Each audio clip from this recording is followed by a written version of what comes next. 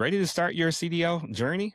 From your first lesson to your first professional driving job, Bumper to Bumper Easy CDL is here to help you move forward with confidence. Their easy to follow training resources help aspiring drivers prepare for the CDL permit test, understand the trucking industry, and build the knowledge needed for a successful career. Whether you're brand new to trucking, returning to the industry, or helping someone else earn their CDL, Bumper to Bumper Easy CDL makes the process easier to understand from bumper to bumper. Your new career could be closer than you think. Get started with Bumper to Bumper Easy CDL today. A proud sponsor of That's Delivered podcast with Trucking Ray, helping prepare the next professionals in the trucking industry. So don't just dream about being behind the wheel. Start your journey today.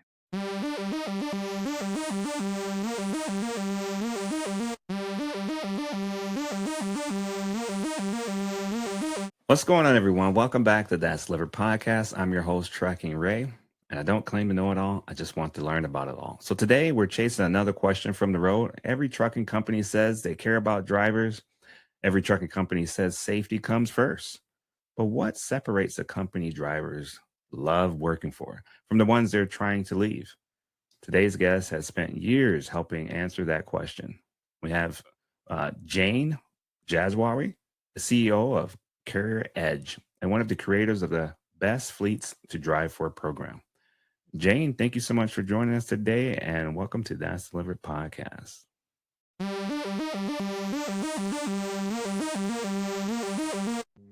there. How are you doing today? So happy to have you with us. Yeah, thanks for having me. It's a pleasure to be here. All right. I wanted to make sure that we got a chance to talk about what's going over there, at Carrier Edge. First, we want to get to know about you and your journey and some of the things that you've been working on over time. Want to talk about what has helped you launch the trucking career that you have today in your professional background. Can you tell us a little bit about that? Sure. So way back when, in the 90s, I started out my career as a teacher, grade 7 and 8. So I did not. It was not my calling. So I have a background in education, but what I really, really liked doing was creating all the stuff that you use to teach with. So when you're a teacher, when you become a teacher, depending on what grade level, I was sort of in the middle, you create all of these educational materials, and then other teachers photocopy it. So you have like the worksheets and ideas for decorations and things like that. And they usually have it around themes. And if you look that up today, like tons of people have them and are selling them online. But at the time when I did it, just people really liked what I had done. And I always really, really enjoyed it. So then when I started teaching, I disliked it intensely and then quit. And yeah, and my line was, I'd rather flip burgers than do this. I just don't like it. And not that the kids are, I think the kids' parents are what I had the issue with. And then I liked computers. I was taking some additional classes to be able to teach, like have computers in the classroom. That was the name of the class, was computers in the classroom. And I ended up working for this, like I found this educational software that was a communication software, and I really liked it, and I'm kind of techie by nature. So I ended up working for the company. And I started doing training for that company, doing technical training. And that kind of ended up, I started getting into e-learning, which didn't exist at the time. It was called distance learning. And it was like, you did it by, you would do your assignments and then you would send them somewhere. And like correspondence courses where like you write stuff down and you send them somewhere and then something is mailed back. It was kind of like that with electronically, is that you would do your assignment and then you would post it somewhere and then someone would mark it. And I got into that. And then I was doing consulting and working for PricewaterhouseCoopers, which is a big consulting firm. And I was doing all of this different e-learning or online learning for all of these different blue collar fields. So I was working in mining, and I was working with rail. And like, so all of these big, large companies that needed these processes to be done. And I was working that way. Like I was sort of hopping around going, what do I like to do? And what can I do? And what am I like, cause there was no job descriptions for this back in the day. And then I ended up starting my own company with my partner. And, when we did that, we were just doing e-learning for anybody. It was just mostly banks and insurance companies, and it's very boring. Like big companies were doing it. And we're like, can we do this for something like, is there another audience for this? And someone we knew said, well, what about trucking? They were working in trucking, and they said, well, trucking needs training all the time, and they have to come in on Saturdays. So we were like, hey, okay, let's do that. And this began our journey into trucking. So I have a lot of experience with, explaining things to like kind of the blue collar audience, which is different than the white collar audience. And, it's nice to kind of be in, like, we started in Canada, there was no e-learning in trucking at all. Wow. And there was very little of it in the US as well. And it's really perfect for drivers because they're geographically dispersed and, they can't come, it's hard to get them all together. And so we were kind of at the beginning of, and then we started working with US fleets.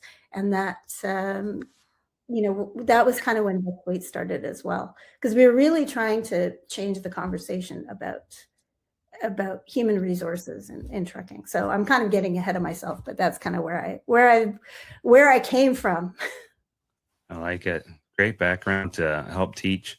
I mean, you got the skills there. Has the mission changed for what you've began with to what it is now? The mission has always been, help people learn the things that they need to know. That's kind of always been the mission. And how it's changed is we realized, I think in the early 2000s, was that trucking companies were failing drivers.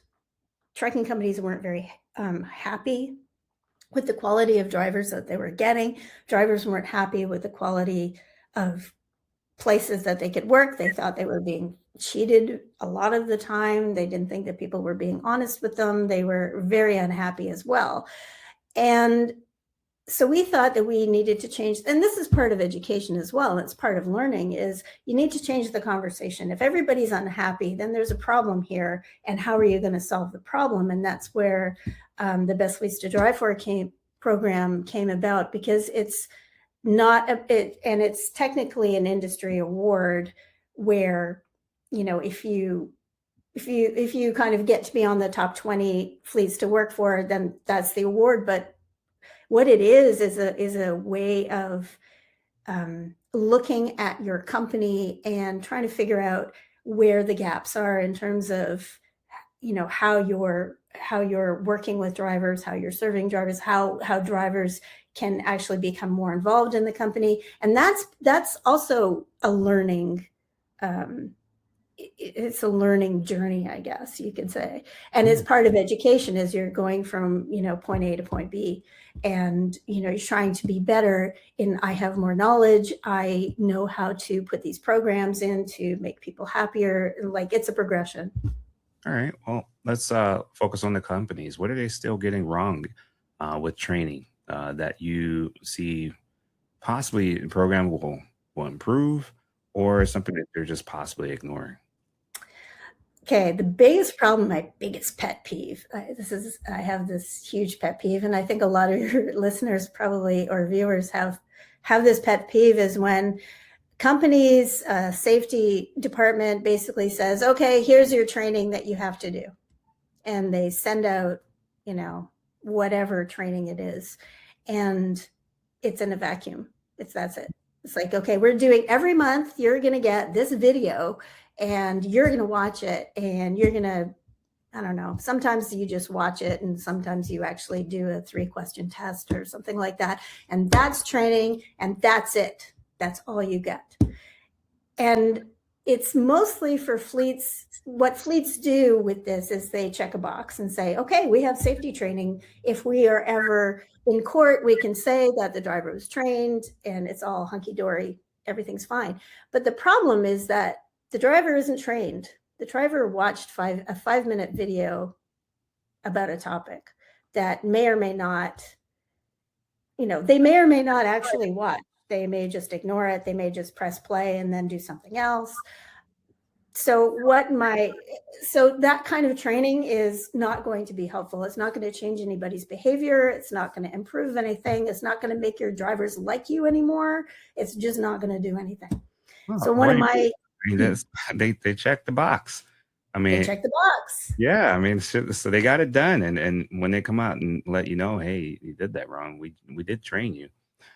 There's a disconnect, and you just verbalize why it's like that. But what's the motivation for them to change it, to get it better, more of a culture? So people who understand their job and understand how to be successful in their job are happier. That's it. I like that. And I see that with my company. When people are confused or they're doing something wrong and they don't know it, or they don't know how to improve, or if I ask them to do something and they can't, that, that's fear, like I'm not doing it right, I'm failing. Nobody wants to fail.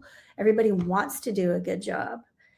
If they want to fail or they don't care, that's a whole other thing that training is not going to really help with. But people want to succeed. Like people want you to succeed. If they watch your show, then they want you to succeed. Like your audience wants you to succeed, and people that are working with you also want to succeed. And training really helps with that. But training that's just content, that's just like, given to you, but not really considered, is not, I don't think anybody is very satisfied with it.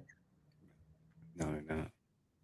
And they will be satisfied, like understanding, like having the light bulb go on is a really satisfying thing for both the learner and the teacher. Teachers really like it too. So if you're the person who's trying to get someone to back up successfully into a loading dock and they do it, like that's a thrill for both parties, like the person who's teaching and the person who's doing it.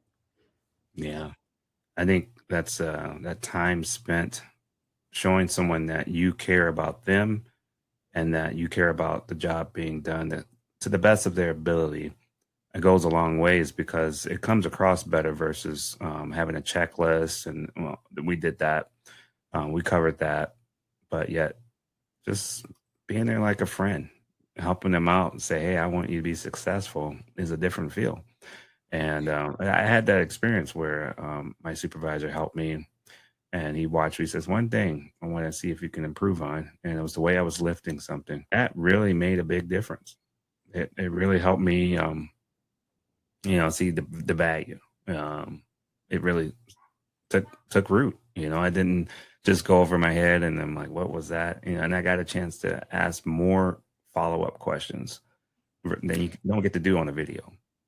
That's exactly true. And my expertise, like Carrier's Edge, is online learning. So it's you don't get the opportunity to ask questions. But what I always tell people and we actually have these, we have this as part of the system, is follow-up things that you can do. Now that you have told all of your drivers to do like something on road rage, for example. Okay, well, everybody has gone through this course on road rage. What else can you do? And we have, like, for every course, we have a huge list of things you can do in a classroom as a follow-up. You can do on social media as a follow-up. You could do one-to-one, like any kind of one-to-one. Like there's all of these different places where you can follow up on it. You can have, instead of it doing it monthly, you can have it as a quarterly thing, and online learning is only part of it. Like online learning is really good for getting knowledge. Applying it, not online. practicing it and getting feedback, not online. You need an actual human being to do that with. And I, I see a lot of companies that just rely on online now, and it's not gonna, that one-on-one, like just like you said, you have a connection with your supervisor now. That supervisor sees you and is willing to help you and is going to, make sure that you understand something. Whereas you just do stuff online, no one cares. Like, Yeah. you pass the test, and for a lot of these online courses, it's not hard to pass the test. You don't have to know. Yeah. I mean, you think about the friend concept. You're going to do more for your friends. They're higher up on your list. They're right there next to your family. I know there's discipline that needs to happen, but a lot of times friends can help. A good friend can help you correct yourself. They can point things out. People are kind of getting out of practice of how to be a good friend nowadays because of maybe social media.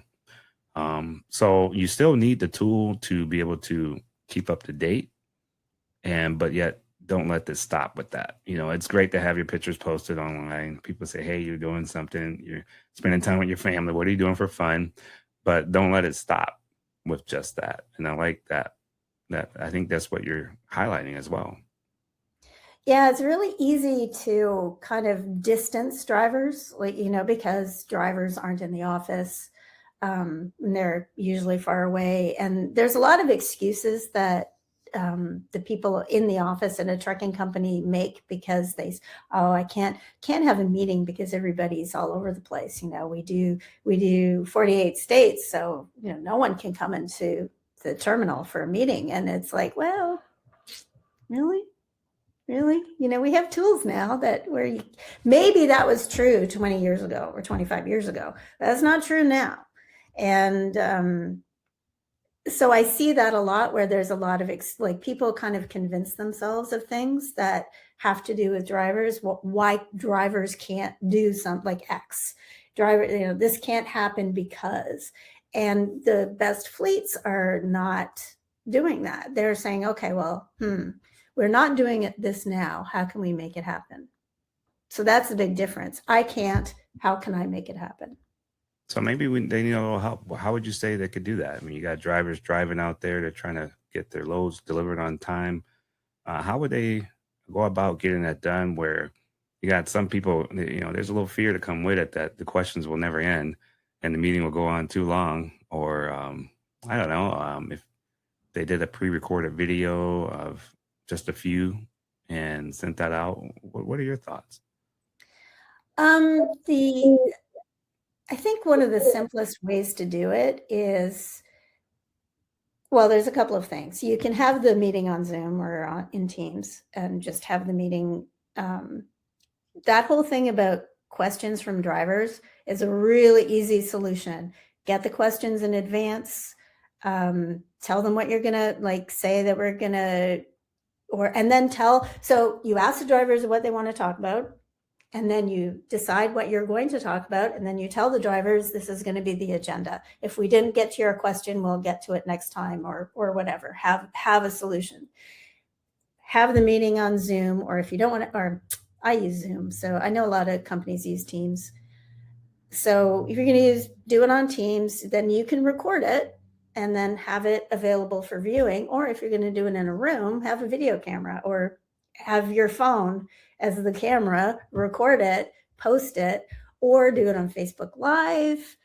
There's so many ways that you can do it that are so inexpensive. And really, most drivers, if they see that they can get questions answered or that their concerns are addressed, they'll show. They may not all show immediately, but as you kind of keep doing what you said you're going to do and keep getting I lost all my words, keep getting feedback from your drivers, then it gets better and better and better. And then all of a sudden it's fine. It's like you get tons of people, you get 98%. And it's you give them a reward for coming. Like there's tons of ways. I think one of the things that I think of when people say I can't, and it's really a failure of imagination. Yeah, I love Zoom. You can just one button hit the link. You don't have to have your camera on, and so it could be just auto. And the host controls Actually, it. can I just interrupt you there? You Yeah. don't have to have your camera on. Right. Yeah, you don't. Yeah, you don't have to have the camera on. And then that way, everyone, you can have a lot of people on the call, because the phone call, I think you get kind of limited on how many people you can tie in. So you do the Zoom, and a lot of drivers have headset. So they're using their headset. If they can't use their headset, don't do it.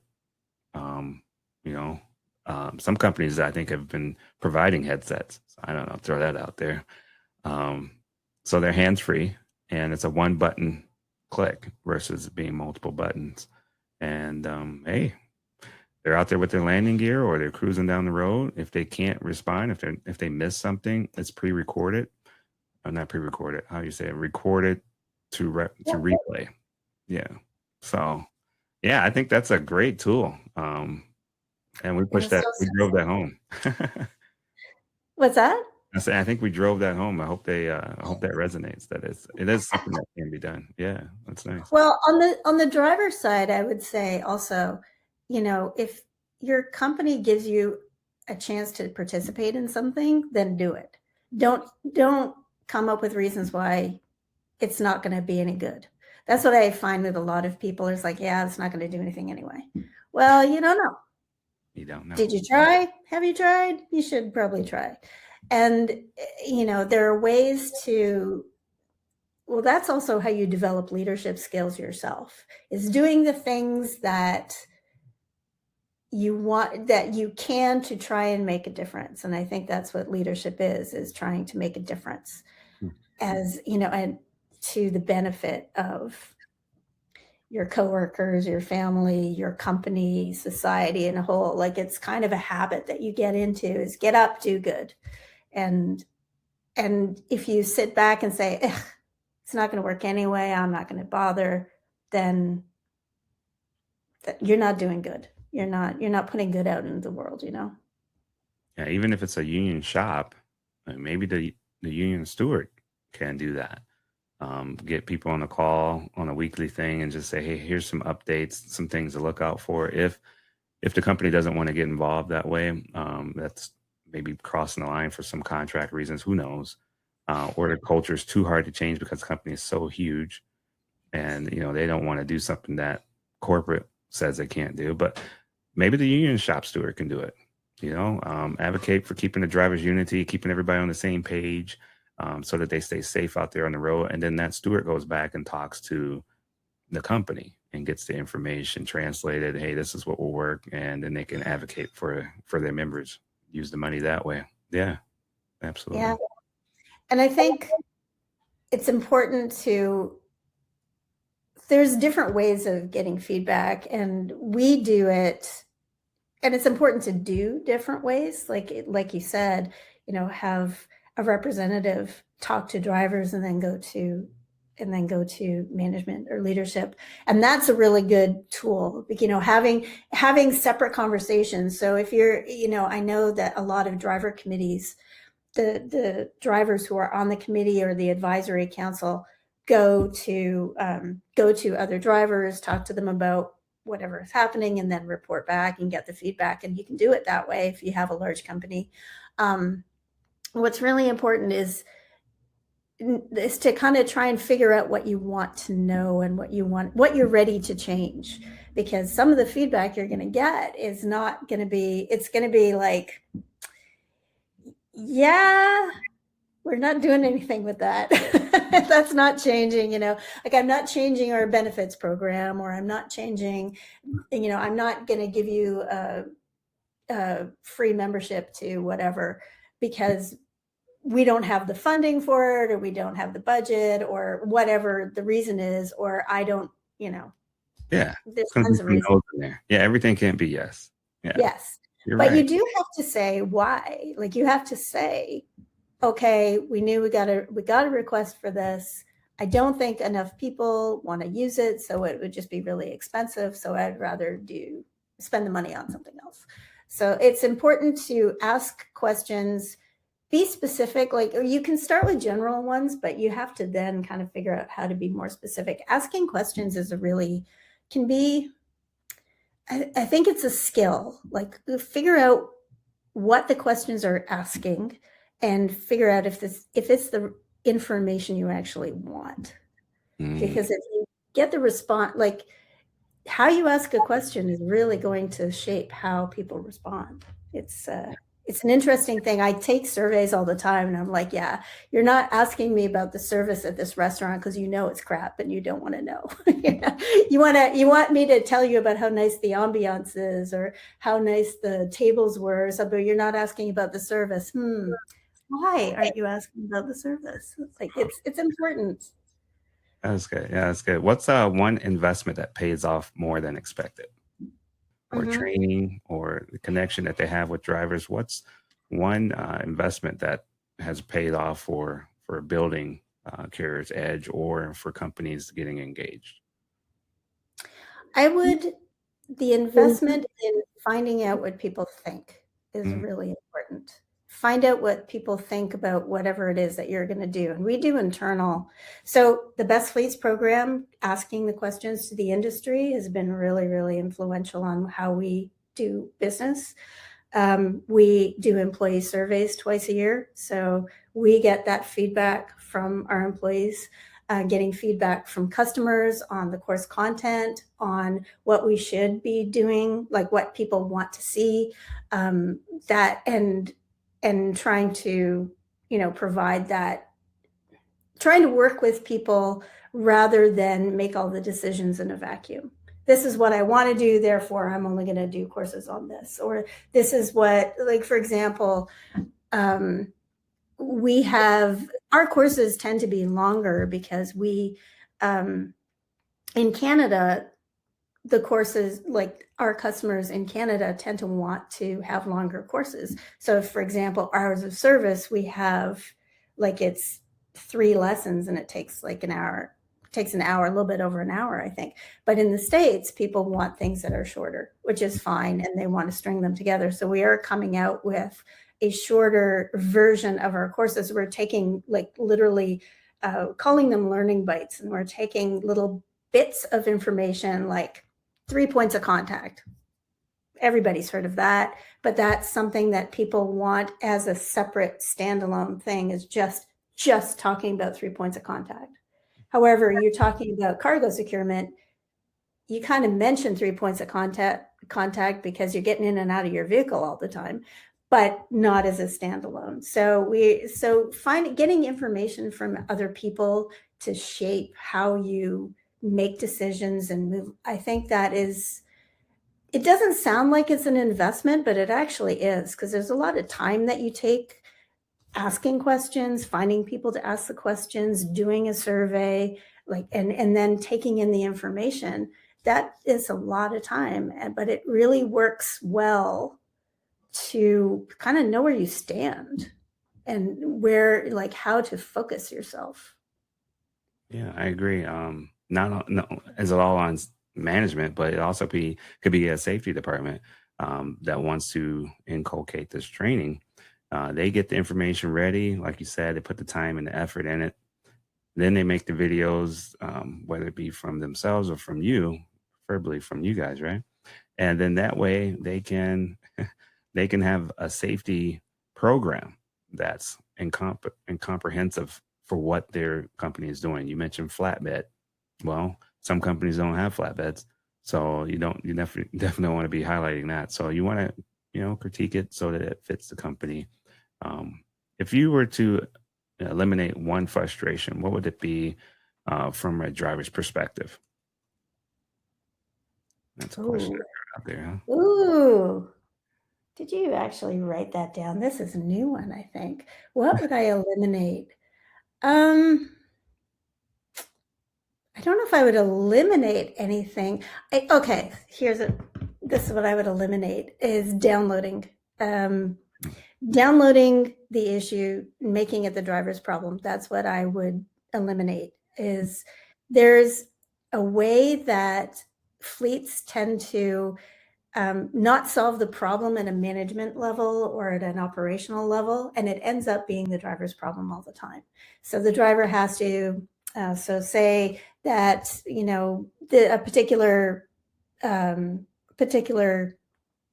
customer always makes you wait for 5 hours. It's known that the customer always does this, and drivers are they'll make it 8 hours. And then the drivers are constantly frustrated and they complain to the company, and the company doesn't do anything about it or gives them like some sort of, you know, yeah, we know. But so do something so that it's not the driver's problem. Fix that. Fix it either by routing, by talking to the customer for the driver, and don't make it the driver's problem so that they have to deal with the out of service hours of service and having to try and find a place to break. You know, that happens all the time. And so the best fleets, the people who are on the best fleets top 20 are those fleets are the ones that are looking at these problems and trying to fix the problems higher up so Yeah. that drivers aren't dealing with it. Yeah. It's something that helps the driver know that their company's got their back. Um, what about communication? We hear that word a lot, that it's a problem, there's a breakdown, or companies want to make it better. Um, is communication versus compensation, is that something that driver perspective can see the value that, you know, hey, I'm not making XYZ amount, but communication is good. Actually, if communication is good and they understand why they're not making XYZ, their drivers tend to be happier. Hmm. What I've found from the driver survey, we have like about 35 questions on the driver survey every year. If you love your fleet, or if you hate your fleet, or, you know, whatever, the driver survey is great to do because it will kind of give you an opportunity to talk about everything that you like or hate. And one of the questions is, what do you like the best and what needs to be improved? The two questions at the end, sort of catch all. And so what I do when I analyze this every year is I look at the words that people are using. Okay, the language is really important. And in the what I like best, communicate, they don't say communication, they say people. Everybody says people. I love the people. I love the people. What that means is it's good communication. You have that connection. Everything's great. Pay is also up there. Like, even though a lot of people are complaining about pay is also one of the things they like the best. And that's like the top two. And the bottom two is pay and communication. Really? So yeah. But So, when they but get people, surveyed, they need someone to help translate it, because, you know, they could look at that and get confused by the feedback that they get. I mean, that's great that you're able to help decipher between those key data points. yeah. And what I think a lot of fleets go through the best fleets process because they think they're shoo-in to get an award, and they're often kind of stunned when they don't make the list. But we offer a report to fleets that say, you know, these are your driver surveys. This is all the comments that they said. This is what you said in your interview. And this is what the overall winner said on there, like what the score that they got. We give them a lot of information, but a lot of fleets don't even bother looking at it. And I think that is, it tells you something. They don't have time, or they don't want to look at it. And the ones who are constantly on the top 20, they get that report every year, and they look through it, and they usually have a meeting about it, and they are talking about what they can do better, and even if they've done it, even if they are the overall winner, then what can they do better? What can they offer their drivers now? And that's a huge difference. Like, we know the fleets who don't get the report are not going to do better next year because they never got the feedback. They never looked at they just didn't look at what the drivers are saying. They didn't look at what other fleets are saying. So, you know, they'll say that they are great and they care about their drivers, but how they act and how they communicate with us as well, it really shows you the differences in how people approach communication. And there's huge differences that we've seen. That's important. I feel like when you're talking and describing that is you get from the checkbox mentality and you say, all right, yeah, we did that. Now what do we do with it? And there's some people drop the ball right in there. And that's a difference between a good carrier and a great carrier or a company. Yeah, I like that. I think that's something where you know, as I mentioned before, where how do drivers know when they just want to stay versus when they want to leave? And that's probably one of the bridge that fixes that gap. Are today's drivers different? What would you say from back from years in the past till now? How are drivers different?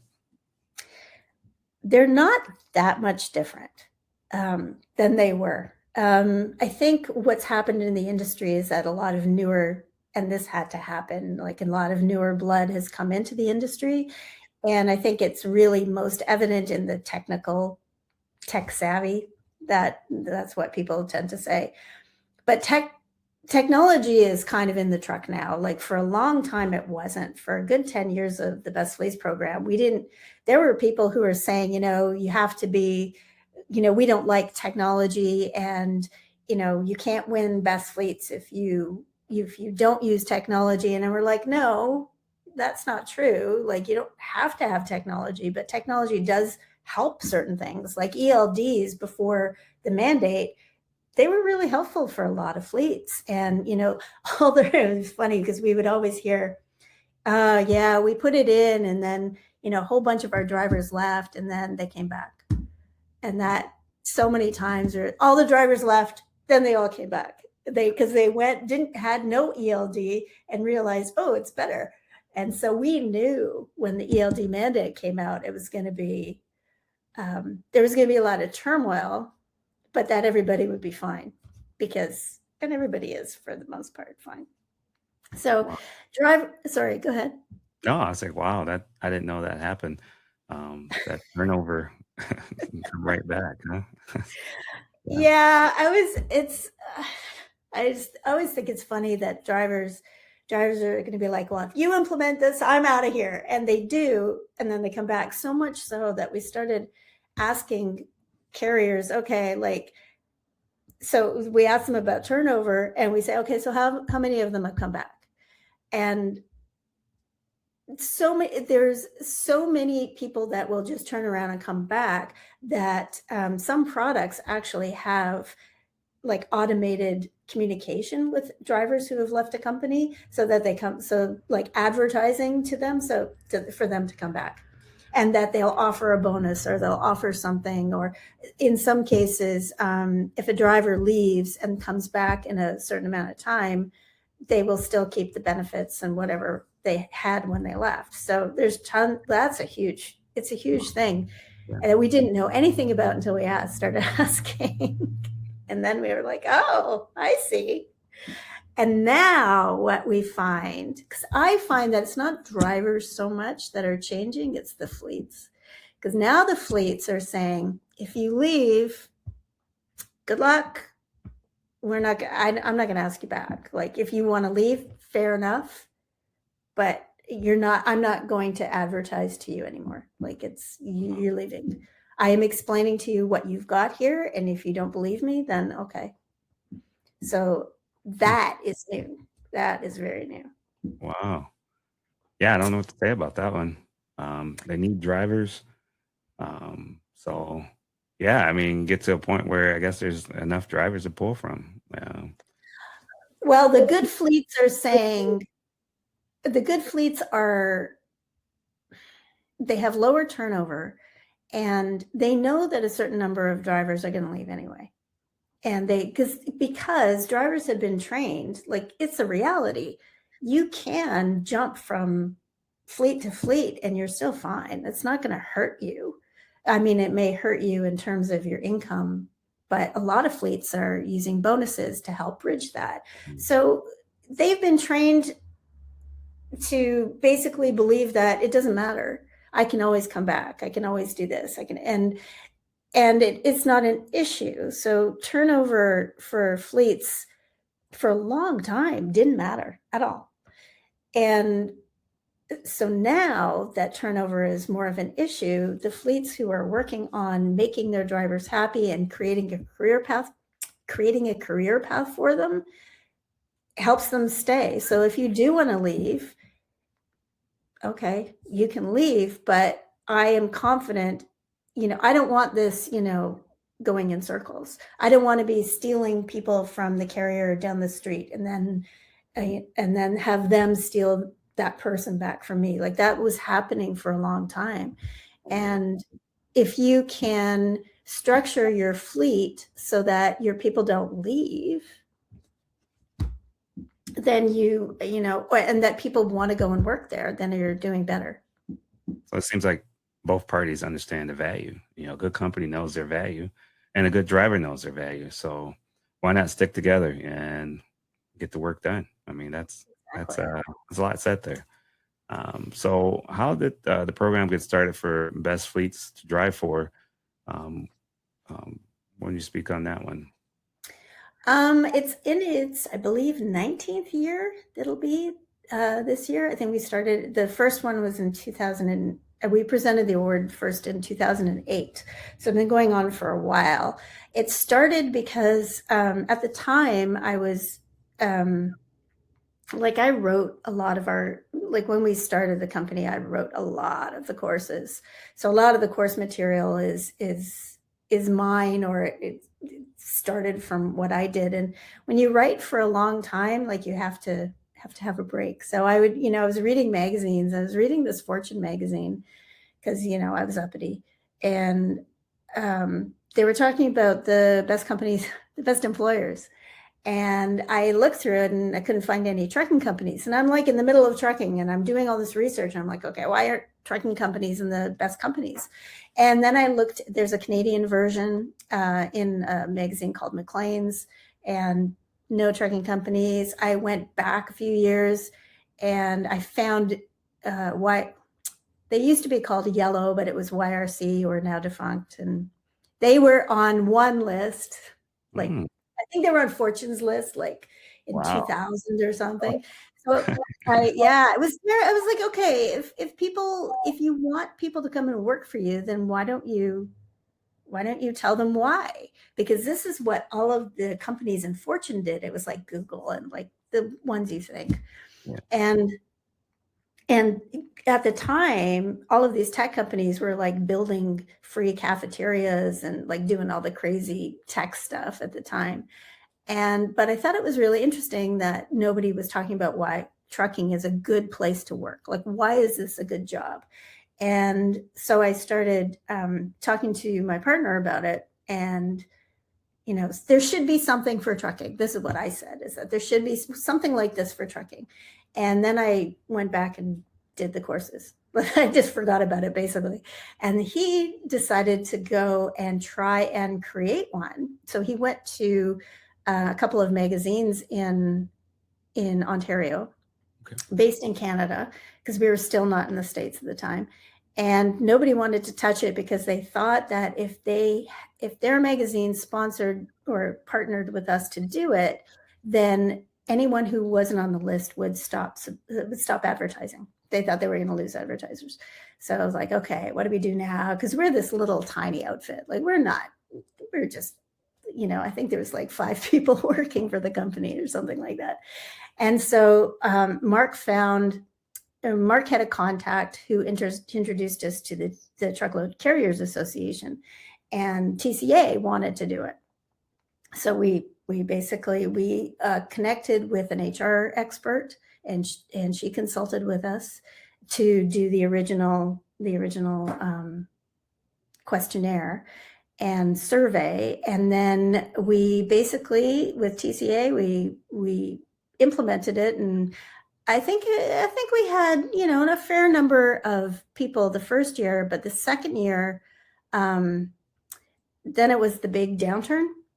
And so I think we had a top 17 that year because we couldn't get 20. And so it's been kind of, and then, after about 15 years, we parted ways with the TCA to kind of expand the carriers that would participate. So we know that if you're not truckload, like if you're LTL or if you're doing other kinds of business, then a lot of people will think, well, I can't do it because that's a truckload thing.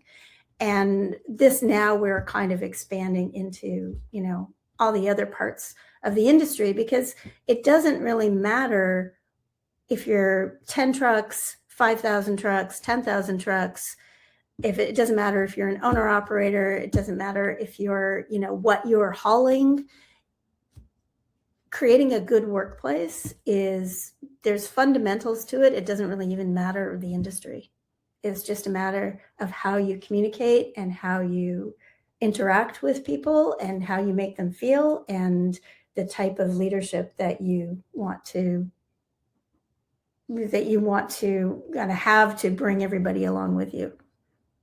Wow, I Does like that that. answer the question? Yeah, I mean, that's great. I mean, some people, they think they just want to get the award, they just want to have their name on the magazine or, on display. But it has to be more than that. It has to be not about the money exchange, the transaction. It's about the culture that you're bringing with you. The culture that you're advertising is hey, it's good here, and this is where you want to be. I like that. That really resonates with me. I like that a lot. So how is it important? I guess for the practice, one practice every fleet should adopt. I guess when you're seeing these feedbacks and reading these reports, what's one thing that fleets should try to adopt? Okay. This word has been a bit overused, is being authentic. Really? Yeah. All right. Look, There you go. Pardon? I like that actually. Yeah. Being authentic? I didn't think you would say that one. Yeah, yeah.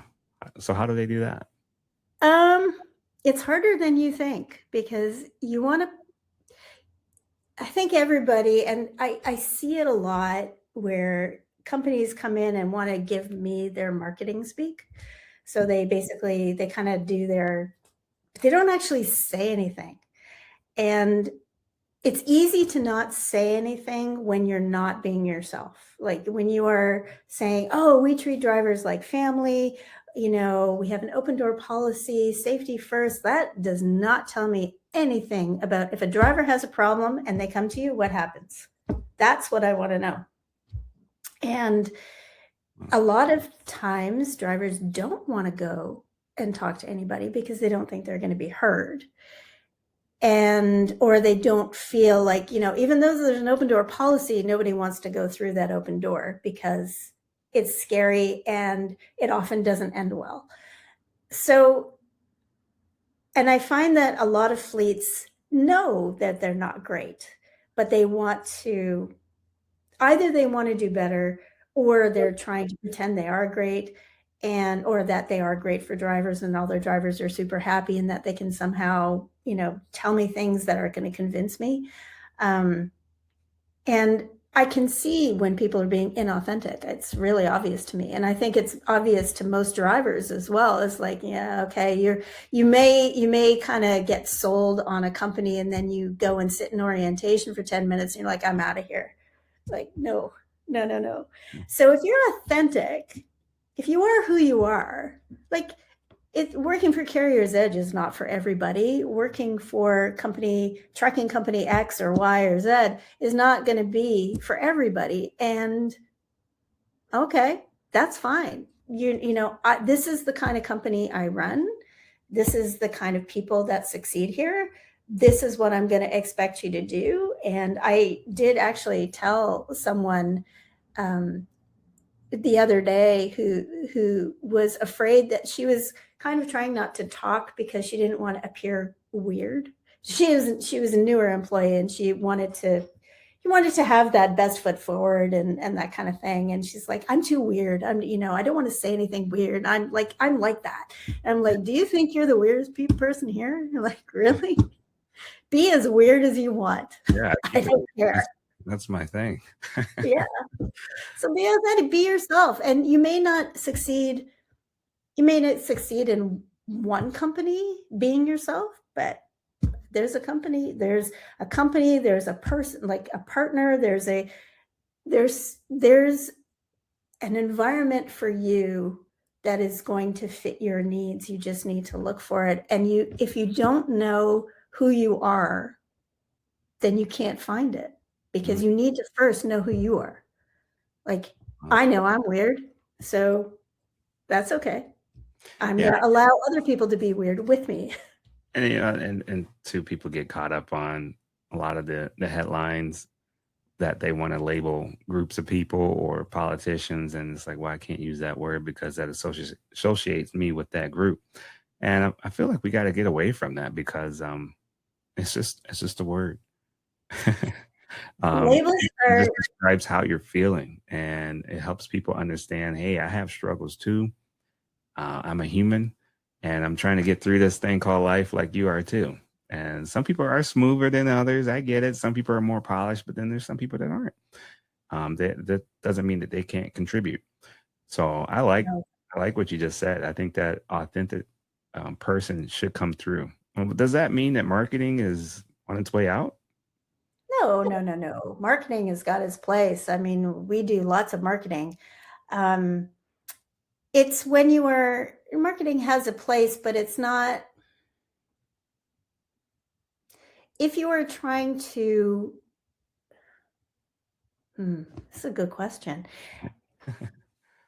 Interpersonal relations and trying to coach someone in their job or communicate with people in their job, talking like a marketing person. Like, I remember the other day, someone said, "Oh, I want to double click on that," which meant that they wanted to investigate. Oh, I want to go deeper on this. But the word they used was, "Oh, I want to double click on that." I'm like, oh, it's inauthentic. It's not how people talk. And it's just, you're trying to look cool. And so that sort of, when you're having a conversation with someone, like, I don't, if you want to try and convince a driver or another employee to come and work for your company, fine, you're going to use marketing speak, but you also have to have that authenticity behind it, that you're telling the truth. Mm, That's what a lot of drivers have an issue with, is that they get told one thing, they go to orientation, they find out another. That's not authentic. But if you're a recruiter and you're in, and you have to try and recruit for a company that wants you to lie, is that a good job? I don't know. It's not, I wouldn't be able to do it, but other people just do the job and think it's okay. Problem is that eventually drivers figure it out. right. And that's Yeah. when you get turnover. Yeah. That's a rough place to be. Yeah, I don't want to be in that place. Well, as a boss, like, it's hard because Yeah. you're trying to be authentic and it's not always received well. So I think that's a challenge, is how to be yourself, how to be empathetic, how to listen, how to do all of these things in the middle, where there's all of these things that are pulling at you. You know, I think it's a huge challenge. So if you can try to be as authentic as possible and forgive yourself for, whatever whatever you have to do, then I think that is going to help be successful. And there's a whole whack of imposter syndrome that goes into that too. Hmm. So Wow. you know what imposter syndrome is, right? A very good lesson of psychology that I just, yeah, it's, that's another rabbit hole. What would you say, Yeah. imposter? I mean, you just don't think you belong there? Imposter syndrome is it's the idea that you have landed in a place that you aren't really qualified for. Yeah. And that you're kind of like, if anybody finds out, they'll all know. And then, it will all hit the fan. Mm, And I think more women than men actually feel imposter syndrome, and it's because it's hard to be a leader as a woman. It's harder. You get picked at a little bit more. Um, But imposter syndrome can happen to anybody. As soon as as soon as you try to do something that is a little bit um, challenging, a little bit outside of your normal reach, you can start to feel it. So you try and go for a job, or you try and start a business, or you try and, like, for me, I'm writing courses about how to be a driver, and I don't have my CDL. So how's that for imposter syndrome? I don't teach people how to drive, but I do know how to teach regulations. So that's kind of, that's, we talk about process, we talk about regulations, we talk about how to understand them, how to, navigate them. We don't talk about how to change gears or reverse, or, that kind of thing, like the actual operation. But there was some imposter syndrome really early on, when I was like, how, like, if we're best fleets, how am I equipped to actually say anything about to a fleet of, Yeah. 1,000 trucks about how they run their business? Yeah, I think it's just at some point you have to realize you're in the seat. I know when I first got my CDL, I felt that imposter syndrome. I felt that too when I as a dad, you know. But that's my job. I got to try to do it, and then also I think good one-on-ones and good communication. So you need to be able to talk to your manager or supervisor and say, where am I at? Can you please let me know? Am I out of my depth? Is it something that I can improve on? And it shouldn't be looked at as a point of judgment. It should be looked at a point as, wow, here's a person that's willing to learn to do better. Like as a parent, you talk with your spouse, you talk with your parents, and you say, how am I doing? What can I do better? You read books. There's a lot of things that we can do to eliminate that imposter syndrome. And I think we need to do more of that versus going online and seeing someone say, hey, this is how you do it. I'm doing it. Look at me. I'm doing great. Like, how come you're not doing that? So Yeah, because you have this one video or one picture, and there's a whole bunch of stuff going on behind the scenes, but you don't know. yeah. But just doing the day-to-day work is not an Instagrammable thing. Like, it's not sexy. It's not, only certain moments look great, but it's really, the work is, and to succeed, you just put in the work. What is it? The 100-mile march. Oh, You march wow. 100 miles and you just keep on going. Just keep on. You find your focus, you find your goal, and then you just keep on going I like that. down the Yeah. road. Running is a great thing. You hear about these people that do it and they do all these different marathons and challenges. I mean, you're like, wow, I wish I could do that. But it all starts with putting one foot in front of the other. And that's, or just leaving the house too. Sometimes that's the hardest. Opening the door. Sometimes that's the hardest step to make. Yeah, I think that's great. I mean, and even podcasting. I like this forum that's out here that people are willing to give it a try versus the broadcasting. And you get the 15 minutes here and there, or even less, sometimes 30 seconds. And we Yeah. don't really know. So thank you so much for coming on this show and giving us your time out of your day and having this open conversation. We have questions that we give, but sometimes it doesn't go that way. And so it's real authentic that you're being your authentic self right now. So Yeah, well, kudos to I'm you guys. glad. I Yeah, don't really do it very well any other way. So it's like I love my, it. but Yeah, I love it. it's been a pleasure. Yeah, For podcasting. I think having me. we need more. Maybe it could be saturation from the same topic, but hey, people may speak to a certain person differently than someone else. They can reach their heart Yeah. differently.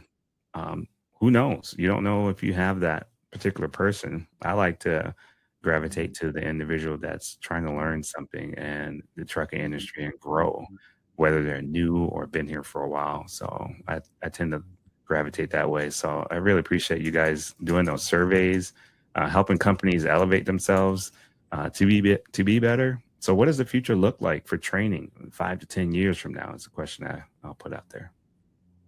Oh, I think for training, it's going to have to follow what is happening in the industry. And I think the industry is going to be a lot different in the next 10 years.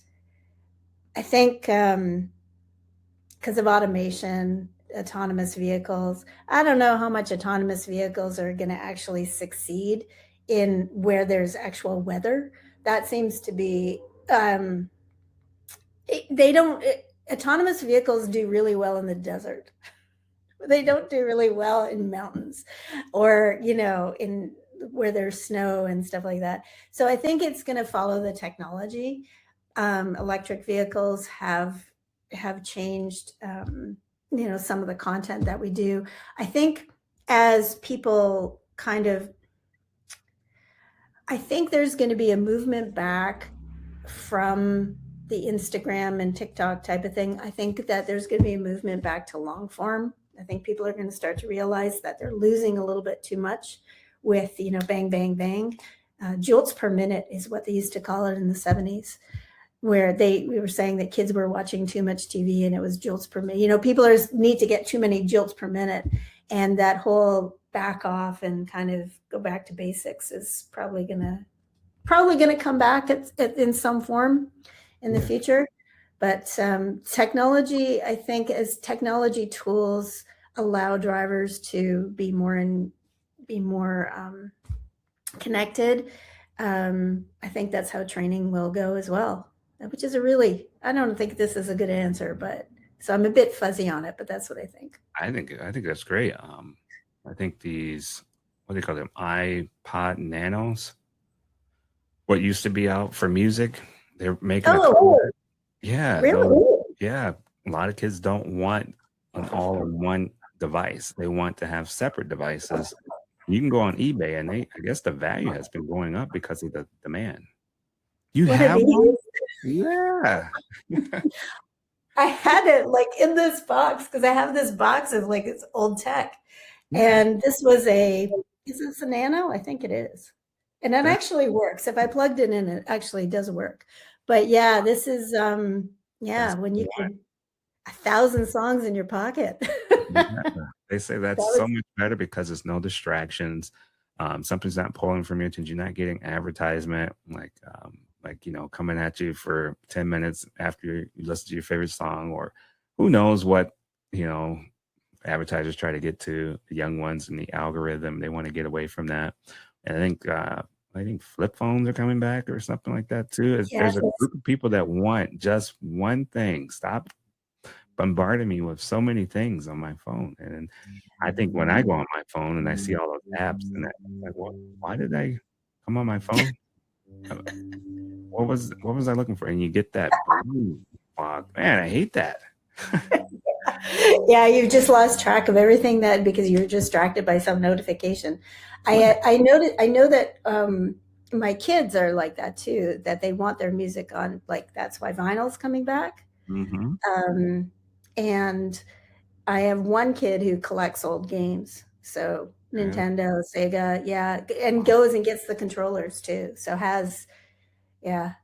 knows more about the 80s than I do. Yeah, well, yeah, that's amazing that you see that movement, like you said, of going in the other direction. And usually that's what kids do, right? They like to do the opposite of what everybody else is doing, right?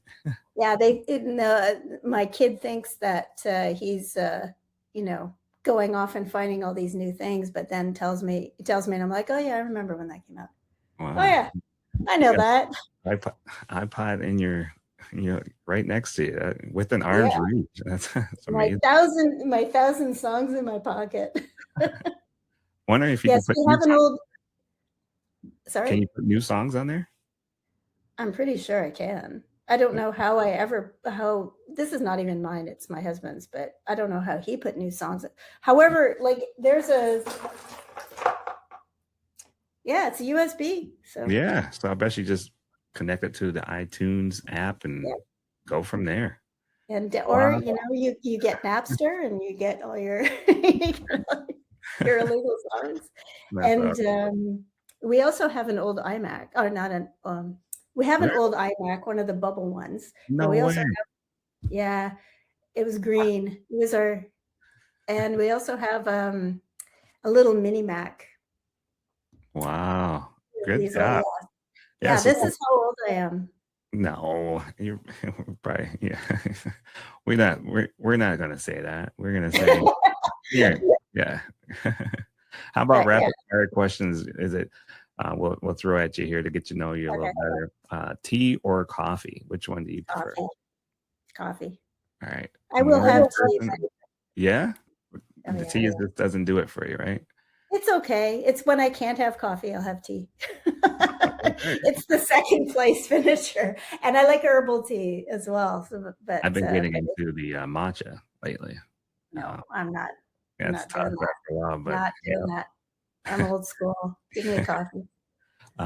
Morning person or a night owl? What would you say? I would like to be a night owl, but I am better functioning in the morning, unfortunately. No. So yeah, I can't stay awake. So, Going back to that old comment, I yeah, yeah, you need that sleep. It helps good development too for your mind. Staying up late is it's not a lot going on. As stores are closing more. I mean, it's a tough place to be. Insomnia. I mean, it can get the yeah. best of you. All right, Sleep how about is huh? I love sleep. I love sleep. So Yeah, yeah, it feels good when you can get a good night's rest. yeah. How about Okay. favorite work travel destination? Hmm. Well, I would have to say, oh, that's a hard one. Work travel? Um, well, because I'm on the West Coast, I would say Toronto because that's where my kids are. I'm in Oh, the West Coast of Canada. nice. So I'm also why I have to be an early bird because Eastern time doesn't, there's no, Eastern time doesn't recognize any other time zone. Like they're very exclusive. So you have to accommodate for Eastern. How about your favorite leadership book?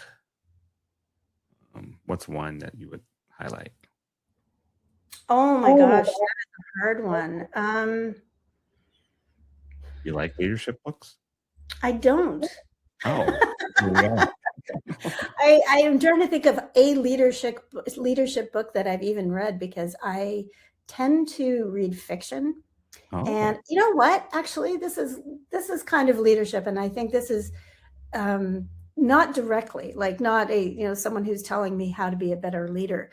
Malcolm Gladwell's books are excellent really? for looking around the corner at things that no one else has seen. So he has written some things that I take leadership lessons from a lot of things I read that are not the entire thing, like, just little bits of things that I sort of put together. But I think Malcolm Gladwell is David, he had a tipping point was really good. I'm reading the second tipping point now. He had a David and Goliath where he's talking about, small, the kind that kind of I want to get a list of all his books, but any of his books Nice. are really really good. Yeah, Make you see things that from a different perspective. that's That's why I like them. yeah, that's what we need. That's exactly what we need. Let's try one last one. What's what would you be doing instead of working? Oh, working? What would I do instead of work? Yeah, Um, paint. really? Painting. So a lot of the art that's behind you, or did you have something to do That's with that? not me. I have stuff that is. I don't put my stuff in my office. This is just other paintings of the. Those are It nice. was from Nova Oh, Scotia wow, artist. beautiful. So yeah, but That's yeah, great. I do. I just haven't for a while. Well, it's been a pleasure talking with you. I think you're a great person and you're trying to help other people be successful. Is nothing like that. I mean, it's being able to give and help other people, knowing that you're making an impact on the industry, and you have. I mean, your programs are good for training drivers individually, and also for companies and fleets, and also for individuals. You as a person are helping your company be successful, the culture that you're creating there, the authenticity that you talked about. I think that's huge. So keep going. Don't stop. Oh, thank you. Yeah. Well, same back at you. It was a pleasure to be on, and you keep going, keep trucking. Oh my God, can't believe Yeah. I We said that. talked about No, I keep Radio Nemo, 100. right? Yeah, 100-mile marching. Yeah, one episode at a time. I keep trying. Try to throw some new things in there, sprinkle it in there to give people a variety. But yeah, you just got to keep going and Yeah, know that what you're doing is has value and is worth something for people to look into and research more and investigate. Stay curious, right? That's good. yeah. Well, if you're curious about best fleets, just hit bestfleets2drive4.com. And if you're interested in Carrier's Edge, carriersedge.com. And keep it simple. I like that. Yeah. So thank you so much for that. Letting people know where to look for you guys and those programs that they can inculcate in their safety programs and in their leadership. So thank you, Jane, for joining us today. And we invite all listeners to subscribe and review. Hey, let us know how we're doing. If you like what you see and like what you hear, please be sure to share that with someone. And I'm Trucking Ray, and I don't claim to know it all. I just want to learn about it all. So, and always remember, don't stress, just do your best. That's delivered. When the truck stops are full and the highway ramp shouldn't be your only option, Truck Parking Club offers drivers another solution. Find and reserve available parking before you arrive, avoid the ramp, plan ahead, and get the rest you need in a designated parking space. Visit Truck Parking Club and use promo code DELIVERED. Truck Parking Club, a better option than parking on the ramp. If your website drags, you're losing loads of business. Slow loading times, broken links, and confusing pages can drive customers away. Tree Ring Digital can check your website and help identify what may be holding it back. Don't let a slow website cost you your next load of business. Visit Tree Ring Digital and get your website checked today. treeringdigital.com/delivered. Tree Ring Digital, helping your business move forward. If your truck seat is worn out and uncomfortable or leaving you sore, it may be time for an upgrade. Seat Specialist offers quality replacement truck seats designed for driver comfort because when you spend hours behind the wheel, the right seat makes all the difference. Visit seatspecialist.com and use promo code TR104U to save 10%. Seat Specialist, a better seat for the road ahead.